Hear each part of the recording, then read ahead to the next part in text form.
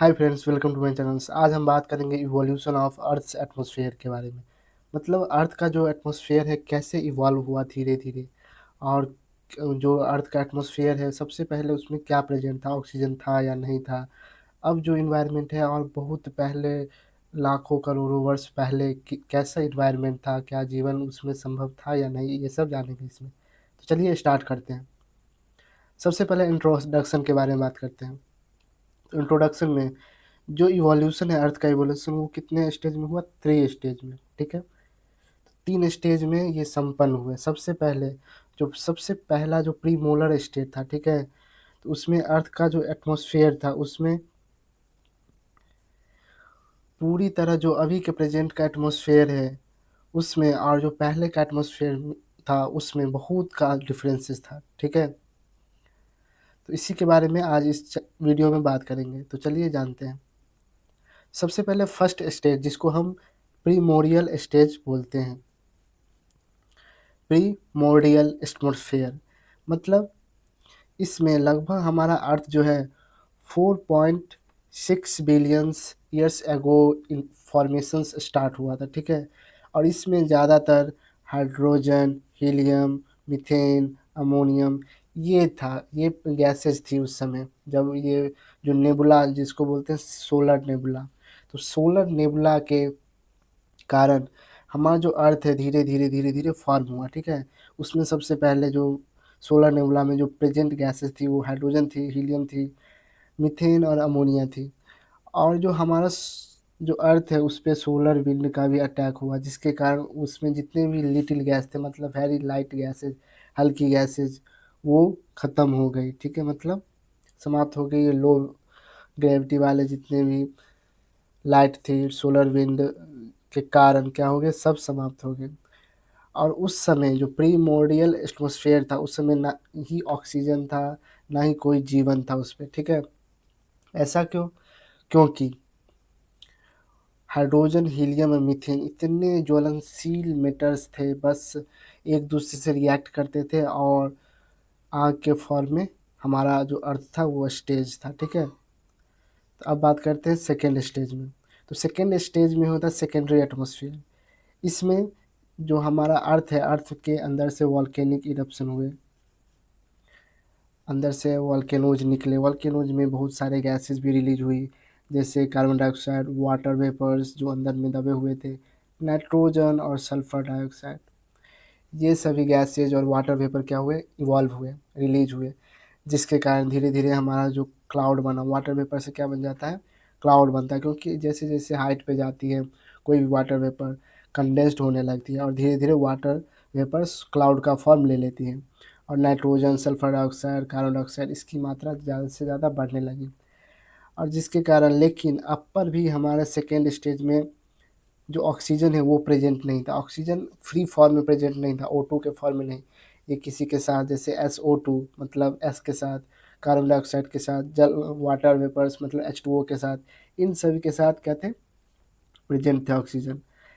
और जो water vapours है कूल्ड एंड ओशंस फॉर्म, जैसे ही वाटर वेपर कूल्ड हुए मतलब फॉर्मेशन हुआ किसका, क्लाउड का, तो वो धीरे धीरे बारिश करने लगे। बारिश करने से क्या हो जाते हैं, हमारा जो ओशंस है वो उसका निर्माण हुआ। ठीक है, तब सेकेंड स्टेज के बाद आते हैं थर्ड स्टेज में। थर्ड स्टेज में क्या होता है, जो मॉडर्न एटमॉस्फेयर जो अभी के प्रेजेंट एटमॉस्फेयर है वो होना शुरू होता है। तो इसमें सबसे पहले जो साइनो बैक्टीरिया थे, तो साइनो बैक्टीरिया जिसको ब्लू ग्रीन एल्गी बोलते हैं, इसी से सबसे पहले फोटोसिंथेसिस स्टार्ट हुआ। फोटोसिंथेसिस जिसके कारण हम लोग जानते हैं कि कार्बन डाइऑक्साइड क्या होता है, उसमें अवशोषण होता है और ऑक्सीजन रिलीज होती है।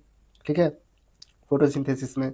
तो साइनोबैक्टीरिया एक प्रकार का सबसे पहले जीव पृथ्वी पे जन्म लिया, जिसके कारण जो फोटोसिंथेसिस संभव हो पाया, फोटोसिंथेसिस हो पाया, जिसके कारण ऑक्सीजन जो हमारे इन्वायरमेंट में वो ऑक्सीजन की मात्रा बढ़ने लगी। ठीक है, ग्रेट ऑक्सीजनेटेड इवेंट इसी के आसपास 2.4 बिलियन ईयर एगो के आसपास हमारा जो अर्थ का एटमॉस्फेयर है उसमें ऑक्सीजन की मात्रा धीरे धीरे बढ़ने लगी। मतलब ऑक्सीजन बढ़ने लगा और जो कार्बन डाइऑक्साइड है उसकी मात्रा धीरे धीरे कम होने लगी।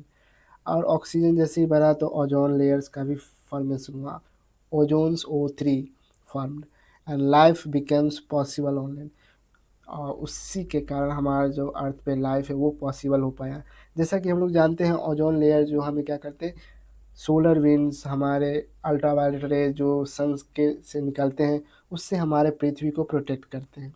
ठीक है, तो ये था थर्ड स्टेज जिसमें हमारा जो अभी का एटमॉस्फेयर जिसमें nitrogen, oxygen, water vapours, carbon dioxide ये सब अब प्रेजेंट है, सभी एक अनुपात में, जिस अनुपात में होना चाहिए जिसके कारण हमारा जो लाइफ है पृथ्वी पर सस्टेन है।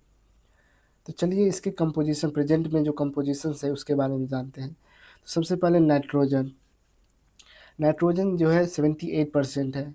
उसके बाद जो सेकेंड मेजर जो गैसेज है वो है ऑक्सीजन 21%, जो कि पहले प्रीमोर्डियल स्टेज में था ही नहीं, बिल्कुल नहीं था, कार्बन डाइऑक्साइड नहीं थे, हाइड्रोजन, हीलियम और मीथेन और अमोनिया था। तो अमोनिया जैसा कि जानते हैं अमोनिया में नाइट्रोजन प्रेजेंट होता है तो उससे नाइट्रोजन बन गया होगा। लेकिन ऑक्सीजन कहाँ से? तो ऑक्सीजन ज़मीन के अंदर से जो वाटर वेपर्स रिलीज हुए वॉल्केनोज के कारण उसमें रिलीज हुए कार्बन डाइऑक्साइड, और कार्बन डाइऑक्साइड जैसे ही रिलीज हुए तो साइनोबैक्टीरिया क्या किया, फोटोसिंथेसिस किया, फोटोसिंथेसिस के कारण ऑक्सीजन रिलीज किया और कार्बन डाइऑक्साइड की लेवल कम हुई, ऑक्सीजन की लेवल बढ़ गई। अब जो कार्बन डाइऑक्साइड की मात्रा है वो 0.3 के समथिंग है। ठीक है, और अदर जो गैसेज है वो 1% के अंदर आ जाते हैं। और इसी तरह हमारा जो क्लाइमेट है, लाइफ है और एनर्जी बैलेंस है हमारी पृथ्वी पर मेंटेन रहा। ठीक है, तो ये था हमारा ओशंस, हमारे इन्वायरमेंट, ओशंस का फॉर्मेशन, इन्वायरमेंट में ऑक्सीजन का इंक्रीमेंट और अभी के प्रेजेंट का एटमॉस्फेयर का निर्माण। तो इसके अंडरस्टैंडिंग से हम लोग क्या समझ पाते हैं, तो ऑरिजिन ऑफ लाइफ की लाइफ की उत्पत्ति कैसे हुई ये अंडरस्टैंडिंग हमें इस एटमॉस्फेयर की इवोल्यूशन से पता चल जाएगा। क्लाइमेट इवोल्यूशन, क्लाइमेट कैसे इवॉल्व हुआ ये भी पता चल जाता है। उसके बाद human impact on the natural balances, और जो ह्यूमन का इम्पैक्ट क्या पड़ा हमारे नेचुरल बैलेंस को करना। नेचुरल बैलेंस मतलब नेचर को बैलेंस करना। ठीक है, जैसे हम लोग कार्बन डाइऑक्साइड रिलीज करते हैं, पेड़ पौधे कार्बन डाइऑक्साइड अवशोषित करते हैं, तो इससे हमारा जो इन्वायरमेंट है वो मेंटेन रहता है। अगर आपको ये वीडियो पसंद आई है तो चैनल को सब्सक्राइब करें और लाइक शेयर ज़रूर करें। Thank you for watching. जय हिंद।